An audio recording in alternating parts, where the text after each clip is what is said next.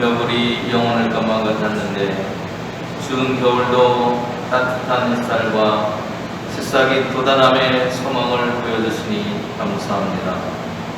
은혜를 베푸시기 위해 우리를 선택하시고 말씀을 통해 약속을 주신 것을 감사합니다. 그 약속을 지키는 인생에게 하나님은 은혜를 베푸시기를 기뻐하시는 것을 믿습니다. 그 약속의 말씀을 믿고 순종하며 나아가는 이들에게 은혜를 베푸신다고 약속하십니다. 우리를 사랑해 주시고 복을 주셔서 번성하게 하시겠다 약속하십니다. 그 어떤 민족보다 훨씬 더한 복을 주실 것입니다. 토지를 통해서 생산되어지는 것들을 풍성하게 하시고 기르는 가축을 번성하게 하실 것입니다.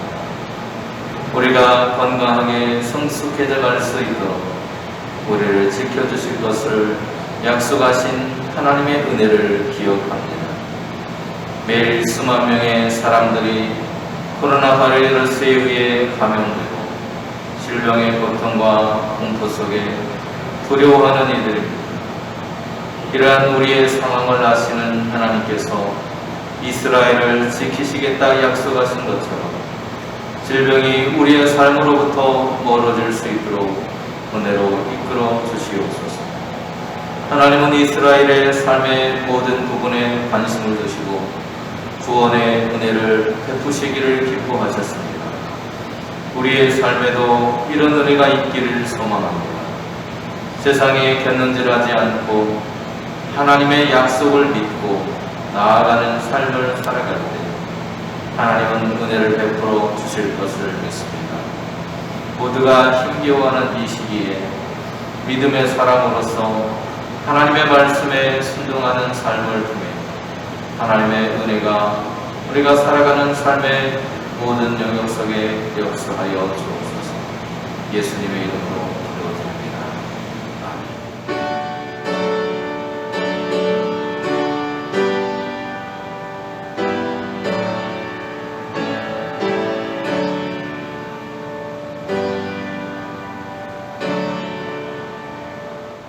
내가 너희에게 전한 것은 주께 받은 것이니 곧 주 예수께서 잡히시던 밤에 떡을 가지사 축사하시고 떼어 이르시되 이것은 너희를 위하는 내 몸이니 이것을 행하여 나를 기념하라 하시고 식후에 또한 그와 같이 잔을 가지시고 이르시되 이 잔은 내 피로 세운 새 언약이니 이것을 행하여 마실 때마다 나를 기념하라 하셨으니 너희가 이 떡을 먹으며 이 잔을 마실 때마다 주의 죽으심을 그가 오실 때까지 전하는 것이니라. 그러므로 누구든지 주의 떡이나 잔을 합당하지 않게 먹고 마시는 자는 주의 몸과 피에 대하여 죄를 짓는 것이니라. 사람이 자기를 살피고 그 후에야 이 떡을 먹고 이 잔을 마실지니 주의 몸을 분별하지 못하고 먹고 마시는 자는 자기의 죄를 먹고 마시는 것이니라. 그러므로 너희 중에 약한 자와 병든 자가 많고 잠자는 자도 적지 아니하니 우리가 우리를 살폈으면 판단을 받지 아니하려니와 우리가 판단을 받는 것은 주께 징계를 받는 것이니 이는 우리로 세상과 함께 정죄함을 받지 않게 하려 하심이니라. 그런즉 내 형제들아 먹으러 모일 때에 서로 기다리라. 만일 누구든지 시작하거든 집에서 먹을지니 이는 너희의 모임이 판단받는 모임이 되지 않게 하려 함이라. 그 밖의 일들은 내가 언제든지 갈 때에 바로 잡으리라. 아멘. 지난주에 우리가 함께 말씀을 지난번에 나눌 때 함께 식탁에 모임을 갖는 것, 그것 때문에 고린도 교회 안에 문제가 발생했다라고 하는 이야기를 함께 나눈 거죠. 그래서 사람들이 자기가 가져온 음식을 함께 기다려서 공동체의 사람들과 나눠 먹는 게 아니고 자기의 배를 채우기 위해서 허겁지겁 자기 욕심을 채우느라고 또 내 것이라고 하는 그 마음 때문에 자기의 만찬이 되어버리고 말았다는 이야기를 했었습니다. 그래서 하나님의 만찬이 되어야 할 그 자리가 하나님의 만찬의 의미는 사라지고 단순히 먹고 마시는 자리가 되었다라고 하는 이야기를 나누었습니다. 그래서 그들은 배려를 하고 사랑하는 마음이 동반되어야 함을 잊어버리고 그저 먹는 데 집중했다는 것입니다. 형제의 필요를 돌보려는 정신이 없이 자신만을 생각하는 이기적인 삶, 이러한 모습으로는 교회가 교회로서의 역할을 온전히 감당할 수 없습니다. 낮은 자, 연약한 자, 가난한 사람들을 용납하신 주님의 그 마음, 그 모습을 우리가 잊어버린다면 교회는 세상으로부터 멸시를 당하게 될 것입니다. 그리고 하나님의 영광을 가리는 교회가 될 것입니다. 주 안에서 모이는 우리의 모임이 되어야 하는 것이죠. 우리의 모임 가운데 소외된 사람들이 없도록 차별 없는 그리스도의 정신이 살아있는 우리의 모임이 되어야 함을 지난 시간 우리가 말씀을 통해서 함께 배웠습니다. 이제는 그 이야기를 가지고 바울이 고린도 교인들에게 정말 성찬이 가지고 있는 의미가 무엇이고 우리가 어떻게 살아가야 할까라고 하는 것에 대한 이야기를 들려주고 있는 것이 우리가 함께 읽은 23절부터 34절까지의 말씀이라고 할 수 있습니다. 우리가 모이는 그런 모임들에는요, 목적이 있습니다. 우리가 여러 가지 모임을 하죠. 그죠? 교회에서 모이는 예배, 하나님께 영광 돌리고 감사드리기 위한 예배도 있고요. 우리가 개인적인 개와 같은 그런 모임들은 친목을 도모하기 위한 그런 모임들도 있습니다. 그리고 지난번에 우리가 모였던 가족들과 함께 모였던 명절의 그 모임을 통해서 흩어졌던 가족들이 사랑을 회복하고 또 위로받는 그런 시간을 갖기 위해서 그런 모임들을 하기로 하죠. 그 목적으로부터 벗어나게 된다면 그 자리는 분쟁과 다툼이 일어나게 됩니다. 그 모임은 유익한 모임이 아니라 무익한 모임이 될 수밖에 없습니다. 서로의 다름을 인정하고 부족함을 채워주고 덮어주는 모임이 되어야 합니다.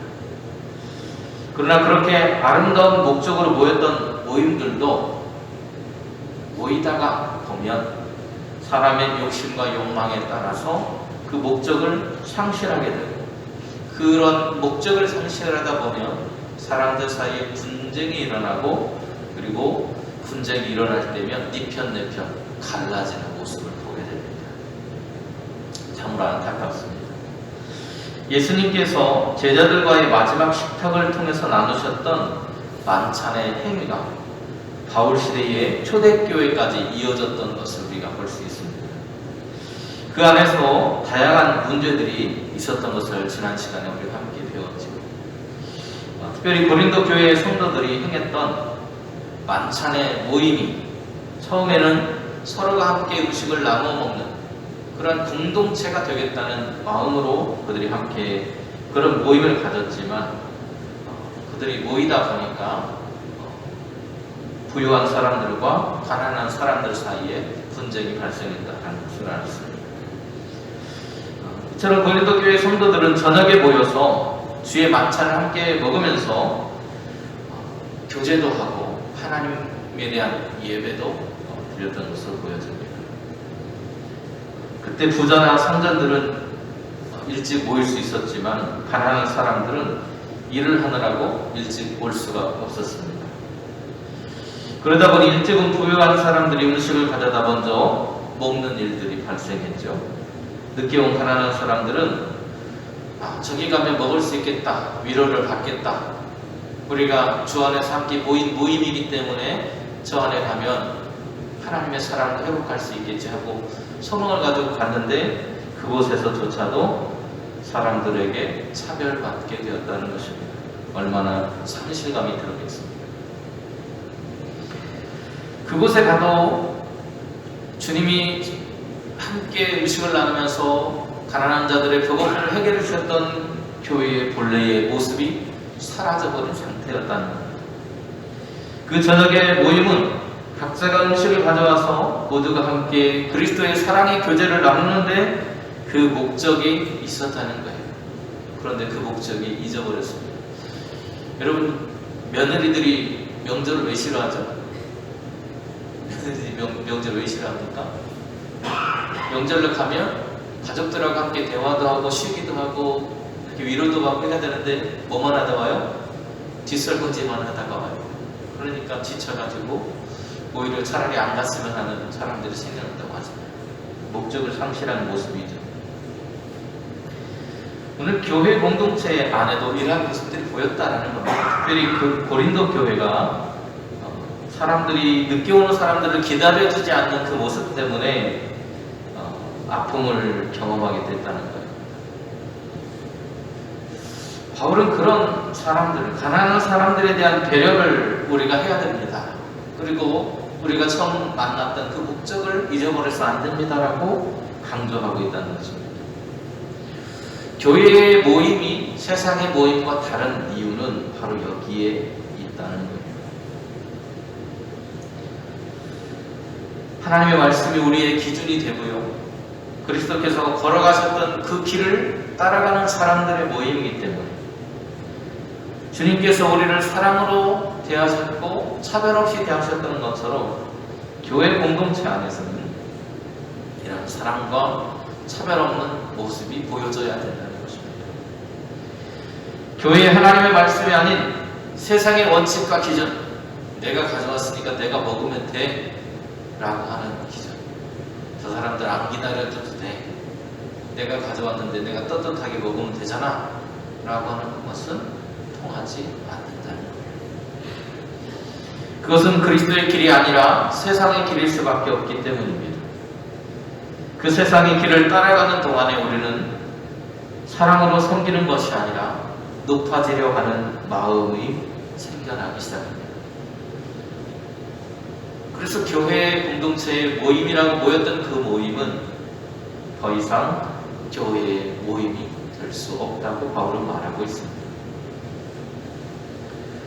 그러면 그 성찬의 그런 목적이 무엇이었는가? 목적을 상실한 그들에게 바울은 그들이 모이는 목적이 무엇인지에 대해서 이야기해 줍니다. 그들이 행하고 있는 이 성만찬, 음식을 나눠 먹는 것이 무엇을 말하고 있는 것인지를 이야기해 주고 있습니다. 바울은 예수님께서 그들에게 들려주셨던 처음 만찬의 자리로 우리가 돌아가야 한다고 말하고 있습니다. 그러면서 바울은 이렇게 그들에게 들려줘요. 22절 말씀 보세요. 내가 너희에게 전하는 것은 주께 받은 것이니. 지금 이들이 함께 모여서 행하고 있는 이 성만찬이 누구로부터 왔다는 거예요? 주님으로부터 왔다고 말하고 있습니다. 바울이 주님께로부터 받은 것을 나는 전할 뿐입니다 라고 그들에게 강조하고 있어요. 그가 받은 것이 무엇입니까? 바로 성만찬의 모습이에요. 성만찬의 모습을 보면요, 떡을 들고 감사의 기도를 드립니다. 주님께서 그렇게 하셨어요. 그리고 그것을 찢어냅니다. 나누죠. 주님께서 우리를 위해서 주셨던 그 살을 보여줘요. 그리고 그 찢은 살을 어떻게 합니까? 나누어 먹습니다. 성만찬은요, 단순히 먹거리를 먹는 장소, 모임이 아니라는 거예요. 바울은 고린도 전서 10장에서 이렇게 말한 바 있습니다. 우리가 축복하는 바 축복의 잔은 그리스도의 피에 참여함이 아니며 우리가 떼는 떡은 그리스도의 몸에 참여함이 아니냐. 떡이 하나요 많은 우리가 한 몸이니 이는 우리가 다 한 떡에 참여합니다. 다시 말하면 떡을 먹는 그 순간 우리는 예수 그리스도의 그런 살과 피를 나누어 먹은 영적인 형제가 된다라고 하는 이야기를 하고 있습니다. 성찬의 떡을 먹고 성찬의 잔을 함께 나눔으로 인해서 우리는 그리스도의 살과 피를 나눈 한 형제라고 하는 것을 확인하는 거예요. 그래서 우리는 그리스도 안에서 하나입니다.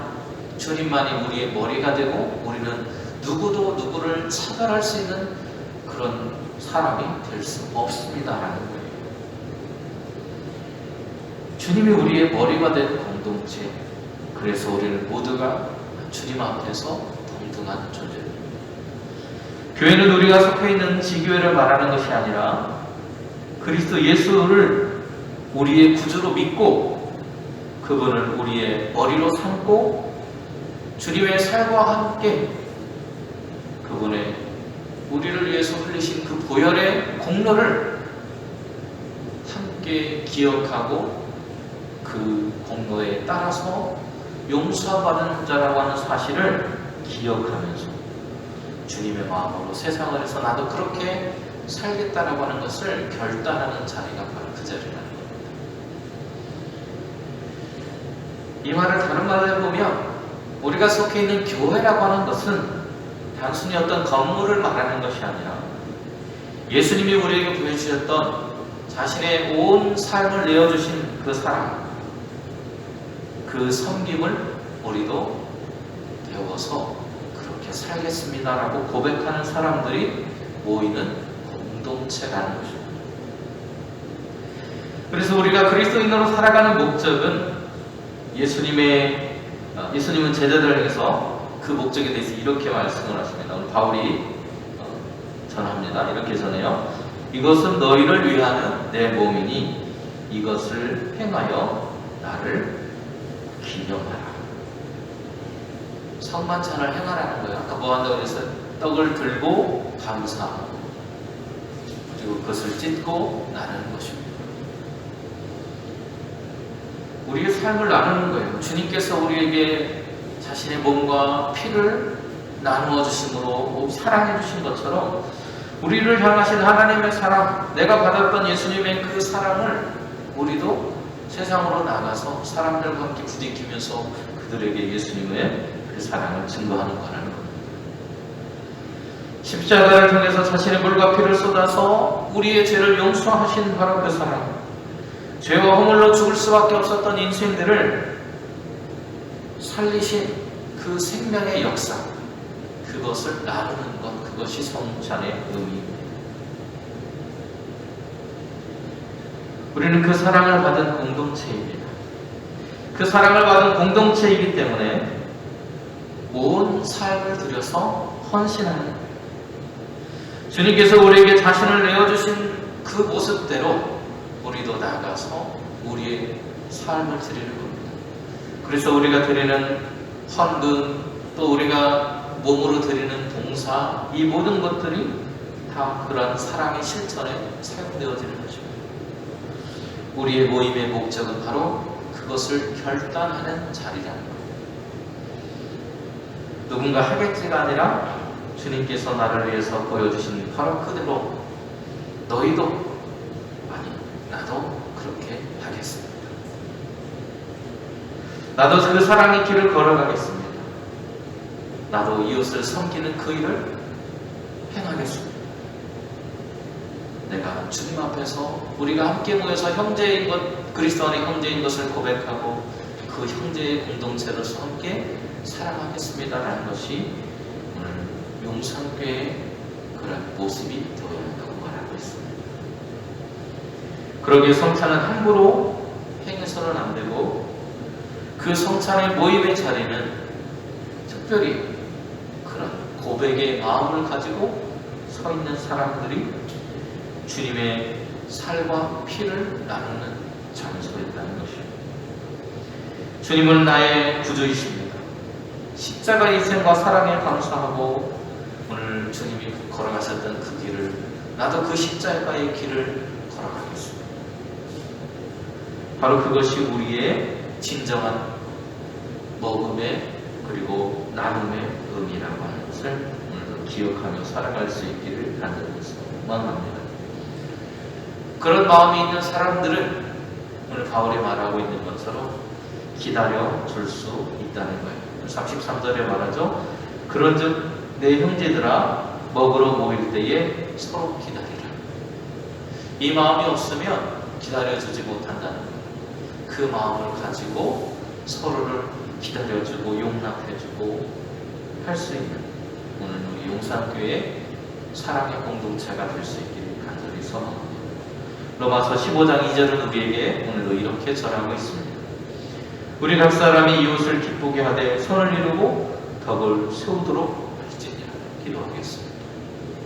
은혜로 오신 주님, 오늘 우리가 주님 앞에 함께 모여 주님의 피와 살을 나눈 한 형제 자매, 주 안에서의 교회로서의 공동체, 주님의 사랑받은 자들의 모임이라고 하는 사실을 기억할 때 우리는 누군가를 용납하고 그들이 그 위치에, 믿음의 자리에 설 수 있도록, 또 그들이 우리와 함께 나눔의 자리에 이를 때까지 그들을 기다려줄 수 있는 넓은 마음, 성숙한 신앙의 모습을 간직할 수 있다고 바울은 우리에게 가르쳐 줍니다.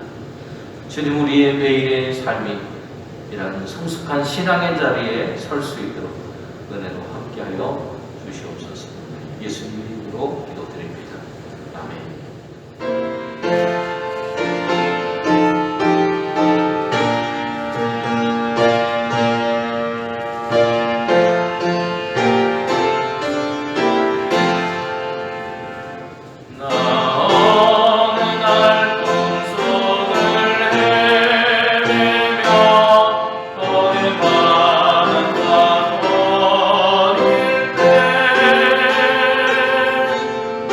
Hallelujah.